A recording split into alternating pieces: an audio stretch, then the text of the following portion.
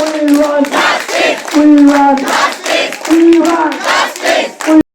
বছরের শিশু আসিয়াকে ধর্ষণের অভিযোগে খোকসায় মানববন্ধন ও বিক্ষোভ।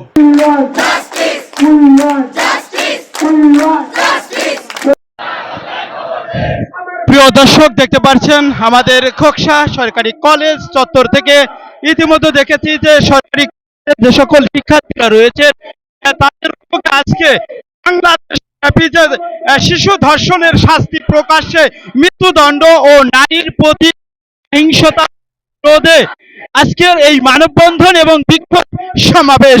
আর বিস্তারিত দেখাতে সরাসরি বিটিভি লাইভ থেকে যুক্ত আছি। যে যেখান থেকে লাইভটি দেখছেন অবশ্যই লাইভটি শেয়ার করবেন, নিজে দেখবেন এবং অন্যকে দেখার সুযোগ করে দিবেন। দর্শক, আপনারা জানেন যে সারা বাংলাদেশ ব্যাপী যেভাবে ধর্ষণের শিকার হচ্ছে, আর এই শিশু ধর্ষণ কেন্দ্র করেই কিন্তু আজকে আমরা দেখেছি যে খোকসা সরকারি কলেজ চত্বর থেকে বৈষম্য বিরোধী ছাত্র কর্তৃক আয়োজিত সকল শিক্ষা প্রতিষ্ঠানের যে সকল শিক্ষার্থীরা রয়েছেন তারা কিন্তু আজকে আমরা দেখেছি যে সকাল 11টায় খোকসা সরকারি কলেজ চত্বর থেকে তারা বিশাল একটি মানববন্ধন র্যালি নিয়ে তারা কিন্তু খোকসা বাস স্ট্যান্ডের পয়েন্টে পয়েন্টে অবস্থান করেছে। বিস্তারিত দেখতে পাচ্ছেন, সরাসরি দেখাতে বিটিভি লাইভ থেকে যুক্ত আছি। প্রিয় দর্শক, দেখতে পাচ্ছেন আমাদের সারা বাংলাদেশ ব্যাপী যেভাবে শিশু ধর্ষিতা হচ্ছে বা যেভাবে শিশু ধর্ষণ, সেই শিশু ধর্ষণকে কেন্দ্র করে কিন্তু আমরা দেখেছি যে আমাদের খোকসার বৈষম্য বিরোধী ছাত্র তারা ইতিমধ্যে খোকসা সরকারি কলেজ চত্বর থেকে বিভিন্ন শিক্ষা প্রতিষ্ঠানে যে সকল শিক্ষার্থীরা রয়েছেন তারা কিন্তু আজকের এই খোকসা সরকারি কলেজ চত্বর থেকে ধর্ষণের শাস্তি প্রকাশ্যে মৃত্যুদণ্ড এবং নারী প্রতি সহিংসতা প্রতিরোধে মানববন্ধন ও বিক্ষোভ সমাবেশ নিয়ে তারা খোকসা বাস স্ট্যান্ডে অবস্থান করেছে।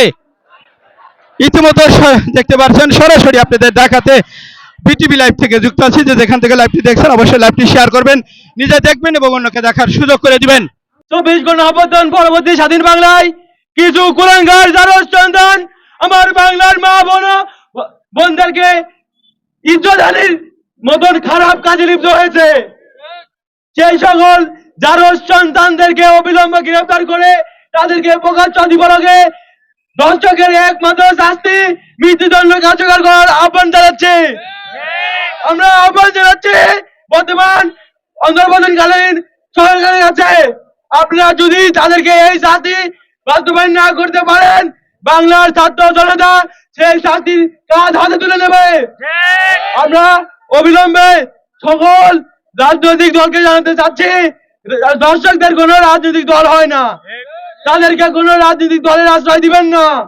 আপনারা যে যেখান থেকে পারেন তাদেরকে গ্রেফতারের আওতায় নিয়ে এসে তাদেরকে শাস্তি বাস্তবায়ন করুন।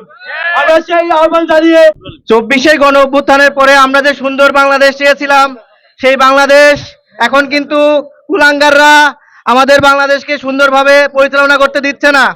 আমরা ছাত্ররা চাইছিলাম যে সুন্দর একটা বাংলাদেশ হোক।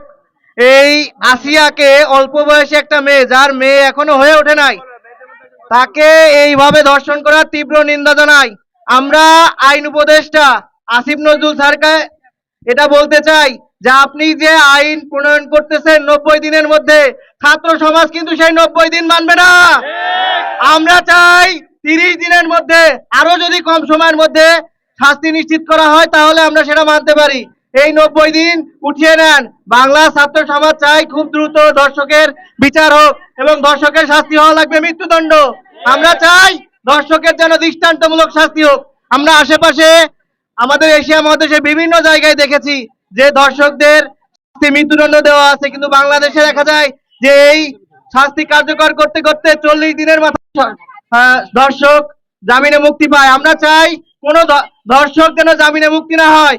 আবার আমরা চাই ধর্ষকের যে আইনজীবী থাকবে তাকেও কিন্তু ছাত্র সমাজ দেখে নেবে। কোন আইনজীবী যদি ধর্ষকের পক্ষে আইনজীবী দাঁড়ায় তার বিরুদ্ধে কিন্তু ছাত্র সমাজ রুখে দাঁড়াবে। আমি এই